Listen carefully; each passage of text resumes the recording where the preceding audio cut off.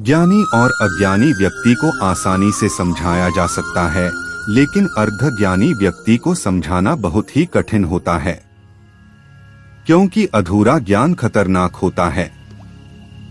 ऐसा ज्ञान किसी काम का नहीं होता है जिसकी वजह से किसी का भला ना हो सके। अधूरा ज्ञान किस तरह नुकसान पहुंचा सकता है, इस संबंध में महात्मा बुद्ध की एक कहानी प्रचलित है। आज इस कहानी के माध्यम से आप जानेंगे कैसे अधूरा ज्ञान आपके लिए खतरनाक होता है और ज्ञान का माध्यम आपको चमका सकता है, और अधूरा ज्ञान कभी कभी कैसे जानलेवा हो सकता है। नमस्कार साथियों, बुद्ध भाव चैनल में आपका स्वागत है। अगर आप भी बुद्ध के विश्वासी हैं तो इस कहानी को पूरा सुनिएगा, बीच में छोड़कर जाने की गलती ना करें। ऐसा करना भी अधूरा ज्ञान लेना ही होता है। तो चलिए शुरू करते हैं बुद्ध भाव की नई प्रस्तुति। एक बार गौतम बुद्ध के हजारों शिष्य उनके पास अध्ययन करने आते थे। गौतम बुद्ध से जब कोई भी बौद्ध भिक्षु ज्ञान प्राप्त कर लेता था तो उसे किसी भी दिशा में लोगों को जागरूक करने तथा शिक्षा देने के लिए भेज दिया करते थे। बुद्ध का एक शिष्य बुद्ध के आश्रम में लगभग 6 सालों से था। वह शिष्य महात्मा बुद्ध के पास आया और बुद्ध से कहा, मुझे यहाँ आए लगभग 6 साल हो गए हैं। मेरे बाद जाने कितने शिष्य यहाँ पर आए। उनमें से सभी शिष्य को आपने ज्ञान देने के लिए किसी न किसी दिशा में भेज दिया, लेकिन मुझे अभी तक नहीं भेजा। आखिर ऐसा क्यों? क्या मुझे आपका ज्ञान प्राप्त नहीं हुआ है? बुद्ध मुस्कुराए और बोले, यह तो तुम्हें खुद ही समझना पड़ेगा कि मेरा ज्ञान तुम्हें प्राप्त हुआ है या नहीं। शिष्य बोला, है बुद्ध, आपने इन 6 सालों में जो मुझे उपदेश दिया है वह मुझे सब याद है। आपकी बताई हुई एक एक बात मुझे याद है। आप कुछ भी मुझसे पूछ सकते हैं, मैं हर प्रश्न का उत्तर देने के लिए तैयार हूँ। मुझे एक मौका तो दीजिए ताकि मैं किसी भी दिशा में जाकर लोगों को अपने ज्ञान के बारे में बता सकूं। इस पर बुद्ध ने बोला कि ज्ञान की बात को याद रखने से कोई फायदा नहीं जब तक तुम उस आदत को खुद नहीं अपनाते। शिष्य ने कहा, जो भी हो कृपया मुझे एक मौका जरूर दीजिए। आप मुझ पर भरोसा रखें, मैं सभी को अपने ज्ञान से प्रभावित कर सकता हूँ। मैं लोगों को ऐसी बातें बता सकता हूँ जिससे लोगों के जीवन में शांति आएगी और वह अपना शांतिपूर्ण जीवन जी पाएंगे। फिर बुद्ध ने कहा, अभी तुम तैयार नहीं हो। जब तुम उसके लिए तैयार हो जाओगे तो फिर मैं तुम्हें खुद ही किसी दिशा में जाने के लिए बोल दूंगा। शिष्य ने कहा, क्या आपने मुझे इन 6 वर्षों में इतना भी ज्ञान नहीं दिया कि मैं किसी को प्रभावित कर पाऊं? बुद्ध ने कहा, ठीक है, तुम पूर्व दिशा में चले जाओ। वहाँ एक गांव मिलेगा, वहाँ से भिक्षा मांग कर लाना और अपने ज्ञान से लोगों की मदद करना। कल सुबह तुम वहाँ अकेले जाना और शाम में आकर मुझे बताना कि तुमने कैसे लोगों की सहायता की। शिष्य यह बात सुनकर बहुत खुश हुआ और आशीर्वाद लेकर चला गया। वो रात भर ज्ञान समेटता रहा और मन ही मन सोच रहा था कि मैं वहाँ ज्ञान का ऐसा छाप छोड़ दूंगा कि वहाँ के लोगों के साथ बुद्ध भी मुझसे प्रभावित हो जाएंगे। सुबह उठकर वह महात्मा बुद्ध को प्रणाम करने गया। उन्हें प्रणाम कर वह पूर्व दिशा की तरफ निकल गया।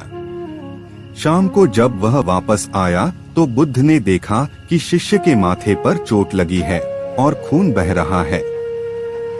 बुद्ध ने उसे पट्टी की और पूछा, तुम्हें चोट कैसे लगी?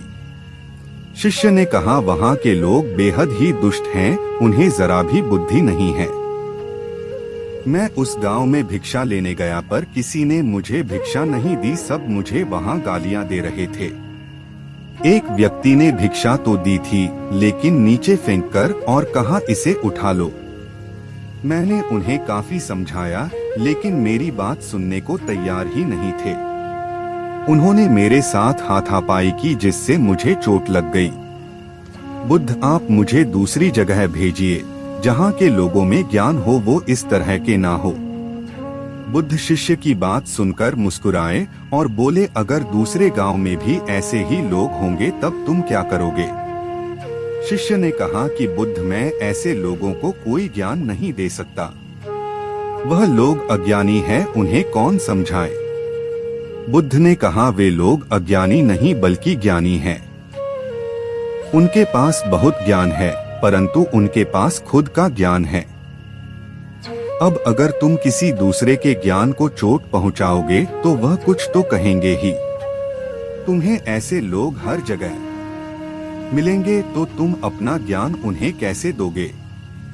बुद्ध ने कहा, आज तुम आराम करो, कल शाम को मेरे पास आना। शिष्य बुद्ध को प्रणाम करके चला गया। अगली शाम जब वह वापस बुद्ध के पास आया तब वहां बुद्ध के एक और शिष्य मौजूद थे। उनके हाथ में भी चोट लगी हुई थी। बुद्ध ने शिष्य के हाथ पर चोट देख उस पर पट्टी की और उससे पूछा, तुम्हें यह कैसे लगी? शिष्य ने कहा, आपने पूर्व की ओर एक गांव में मुझे जाने के लिए कहा था, उसी गांव में मुझे चोट लगी। बुद्ध ने कहा, वहां तुम्हारे साथ क्या क्या हुआ तुम मुझे बताओ। शिष्य ने कहा, वहां पर मैंने सबसे भिक्षा मांगी लेकिन किसी ने भी भिक्षा नहीं दी। एक व्यक्ति जिसने भिक्षा दी भी तो मुझे जमीन पर फेंक कर दी थी और कहा उसे उठा लो, तो मैंने उसे उठाकर अपने झोले में रख लिया और मैंने उसे सफल होने का आशीर्वाद दिया। तब उस व्यक्ति ने मुझसे कहा, आप बड़े अजीब लगते हो, मैं आपका अपमान कर रहा हूँ और आप मुझे आशीर्वाद दे रहे हो। तो मैंने उनसे कहा कि आप दानी हो, आपने मुझे दान दिया है, इसलिए मैं आपको आशीर्वाद दे रहा हूँ। फिर मैं वहाँ से आगे गया तो कुछ लोगों ने मुझे वहाँ से वापस जाने के लिए कहा। उन्होंने मुझे कुछ अपशब्द कहे और मुझ पर पत्थर भी फेंके जिससे मुझे चोट लग गई। और जब मैं वापस आ रहा था तब रास्ते में मैंने एक माँ को रोते हुए देखा। वह अपने बीमार बच्चे को लेकर चिंतित थी। मैं तुरंत जंगल से जाकर उसके लिए जड़ी बूटी लाया, लेकिन वहाँ के कुछ लोग जड़ी बूटी देने नहीं दे रहे थे। फिर मैंने उनसे विनती की वह मुझे उस बच्चे का इलाज करने दें। उसके बाद वह जैसा कहेंगे मैं ठीक वैसा ही करूँगा। फिर जिस व्यक्ति ने मुझे भिक्षा दी थी उसने गांव वालों को समझाया। तब उन्होंने मुझे उस बच्चे को जड़ी बूटी देने दिया। उसके कुछ देर बाद वह बच्चा ठीक हो गया। फिर गांव के जिन लोगों ने मुझसे अभद्र व्यवहार किए थे उन्होंने मुझसे माफी मांगी और धन्यवाद कहा। फिर मैं वहां से वापस आ गया। हे बुद्ध, मेरी आपसे विनती है, उस गांव के लोग बहुत भोले भाले हैं, क्या मैं रोज उसी गांव में जाकर भिक्षा मांग सकता हूँ? ये सभी बातें पहला शिष्य खड़ा होकर बड़े ध्यान से सुन रहा था। उसने यह सुनते ही बुद्ध के चरणों में गिरकर कहा है, बुद्ध, मैं समझ गया हूँ कि अभी मैं उस लायक नहीं हुआ हूँ कि मैं दूसरों को ज्ञान दे सकूं।